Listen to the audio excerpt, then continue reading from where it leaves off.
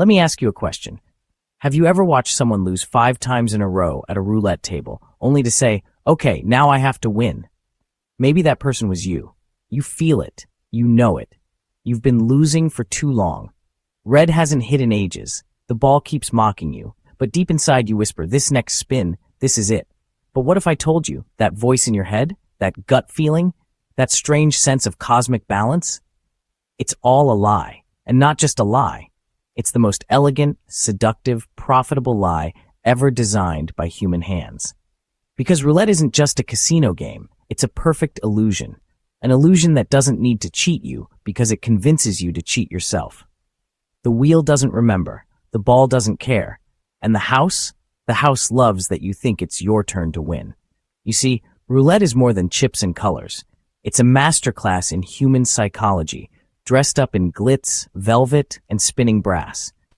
Every little spin is like a hit of dopamine, a whisper of hope, a moment where anything seems possible until it's not.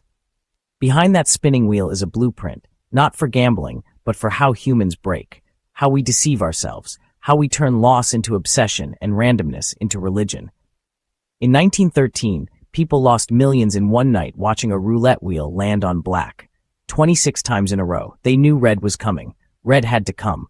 They kept betting and losing, one spin at a time. But here's the uncomfortable truth. We don't just fall for this in the casino. We fall for it in life. When we stay in a toxic job because things have to get better soon. When we invest in something shady because I've lost so much, I must be close to a win. When we stay in bad relationships, chasing balance the universe never promised. Roulette is the symbol of all of that. A silent, spinning truth that most of us are too afraid to admit. We're not rational. We're hopeful. And hope, in the wrong hands, is the most dangerous bet of all. So in this video, we're going to break the illusion.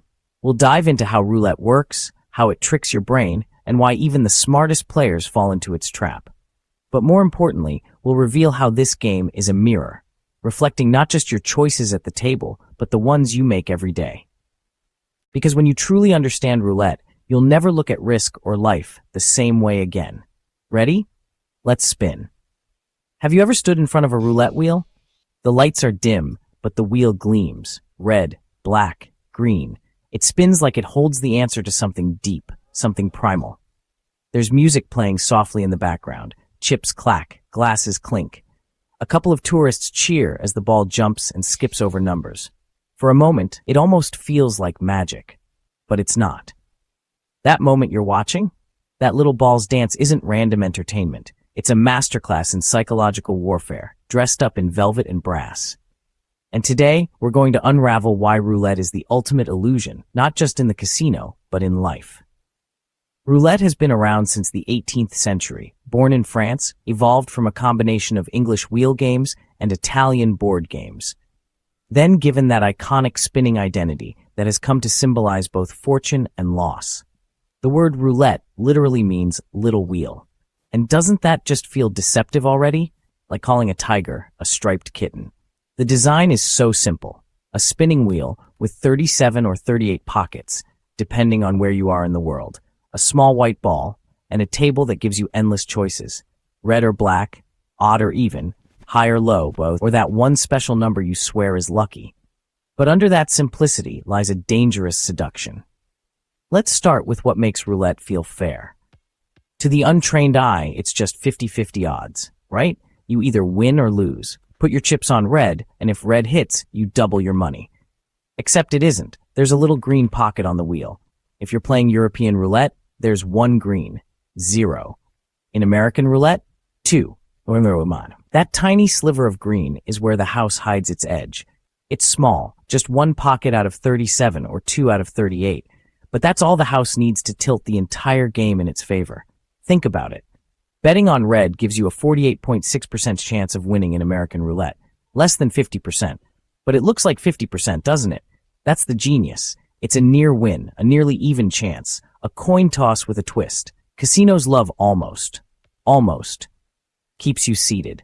Almost keeps you dreaming. And roulette is the king of almost.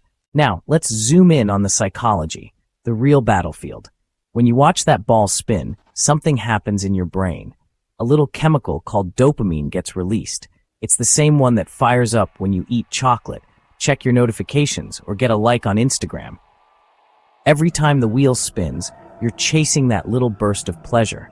The randomness, the possibility, it's addicting. Not because of the win, but because of the anticipation. The moment, the outcome, when you still believe it could go your way. That moment is what gamblers live for. It's hope, compressed into a 10-second spin. But here's where it gets sinister. Human brains aren't built for pure randomness. We chaos. We crave patterns, order, meaning. So what do we do when we see 3 blacks in a row? We say red is due. After 5 evens, an odd is coming next, for sure. But roulette doesn't care about your logic. The wheel has no memory. That's right, the wheel doesn't know what happened before. Every spin is a clean slate. Every outcome is independent. But our brains are wired to believe in streaks, in balance, in fate correcting itself. This mental trap has a name, the gambler's fallacy. The gambler's fallacy is the belief that past outcomes influence future ones in a random system. It's why people keep doubling their bets after every loss, convinced that their turn is coming. It's why they get furious at the table when green shows up twice in a row. That's impossible, they say, ignoring the fact that every outcome is always possible. Roulette uses this fallacy as fuel. The longer you play, the more you fall into its psychological trap. You're not just playing against the house, you're playing against your own mind. Let's talk about betting strategies. There's one called the Martingale system. It goes like this. You bet $10 and lose, so you bet $20. Lose again, bet $40. The idea is, when you eventually win, you'll recover all previous losses and make a small profit. On paper, it seems unbeatable, but reality hits fast. All it takes is a losing streak, and you'll either hit the table limit or run out of money. The Martingale system doesn't beat the casino. It just buys you time before you go broke. Casinos know this. That's why table limits exist in the first place, to stop you from running the Martingale indefinitely. The house isn't stupid. It just plays the long game. But maybe you don't need a system. Maybe you trust your gut. You say things like, I just feel like 17 is going to hit. And when it does, your brain lights up. You start to believe you're lucky, that you've tapped into something deeper. You're in tune with the wheel. But that too is a lie, a flattering, seductive lie. Everything about it is designed to keep you in the chair. The lighting, the music, the lack of clocks or windows. And that wheel, elegant, mesmerizing, is the centerpiece. It's the sun around which all your decisions orbit. It makes you feel like you're in control. But that feeling, it's a lie. The house edge is built in. Some gamblers know this and still play. Not for profit, but for feeling, the rush, the suspense. Legends like Ashley Revell, who sold everything he owned and bet it all on red, he won. A man walks into a Monte Carlo casino in 1913. He watches as the roulette ball lands on black. By the end of the night, black had hit 26 times in a row. People lost millions. We expect things to balance. We expect life to even out. But randomness doesn't work that way. This game is a microcosm of life. We spin the wheel every day, in relationships, careers, investments. There's something poetic about that spinning wheel. You can't control where the ball lands. Some people sit there for hours, not because they're addicted to money, but because the wheel gives them purpose. So next time you see a roulette wheel, remember, it's not just a game.